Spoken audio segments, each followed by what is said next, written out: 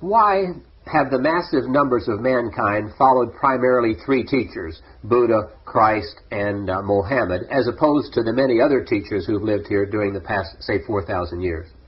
The examples that you have offered, without exception, are examples of physical beings who came forth from the inner world, as did all physical beings, but with greater and clearer intent, with greater wanting, with greater reason for being. They came forth as teachers, not only as participators. And as they were physical beings, they allowed the opening of that passageway so that they could be physical beings while at the same time allow a broader, greater part of that which is their inner being to come forth into this physical experience. They were, in short, blended beings. You may also be aware that as they came forth, they were not revered instantly.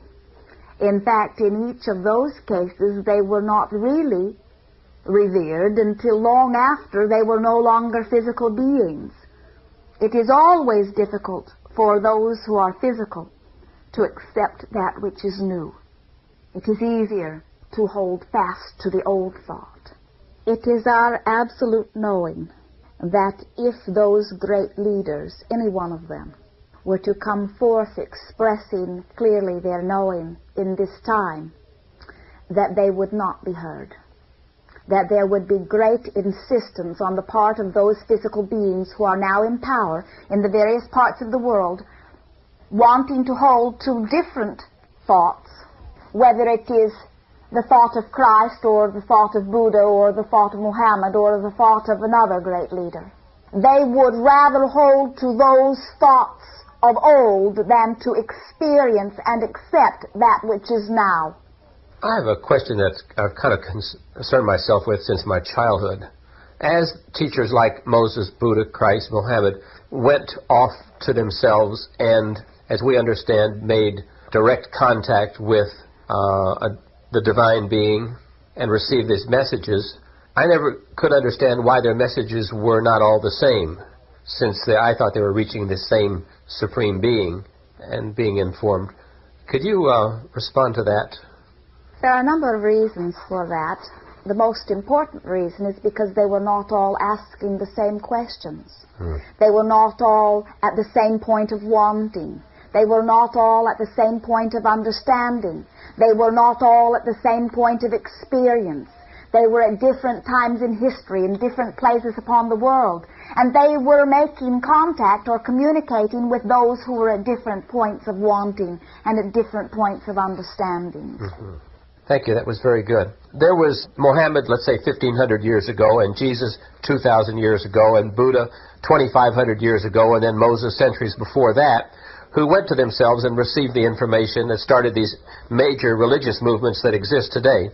But why do you feel that it is that there have been no such powerful leaders of thought that have stood out in the last 1,500 years? Why have we had such a long spell without any more?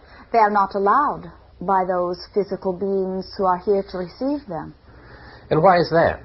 It is easier to hold to the thoughts of old than to create new thought. It is easier to act out of habit than to act out of your wanting. The beliefs that surrounded you when you were born are very powerful.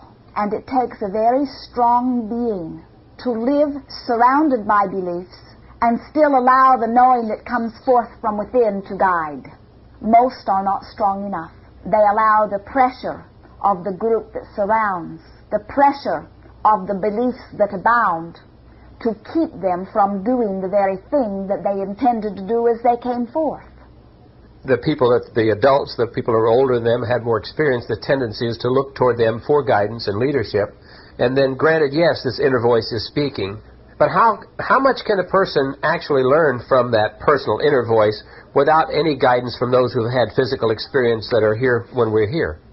The guidance that comes forth from within in the form of emotion is the most profound guidance that you will ever experience.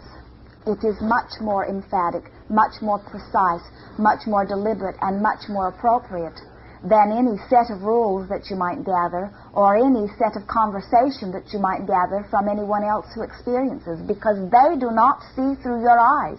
They have not lived the experience that you are living. You see, in order to understand the value of this guidance system, you must understand that you are more than you see here. You are a being that has lived on and on and on through many births and deaths. Cumulative being that is much, much more than you recall from this one physical life experience.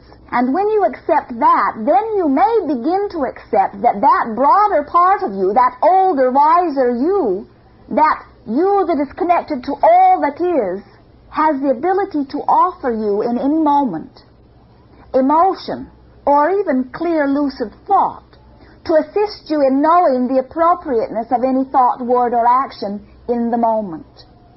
Your guidance system not only knows who you are and what you want in the here and now, it knows the you from the broader perspective, and it knows all of the inner beings of all of those that you are interacting with.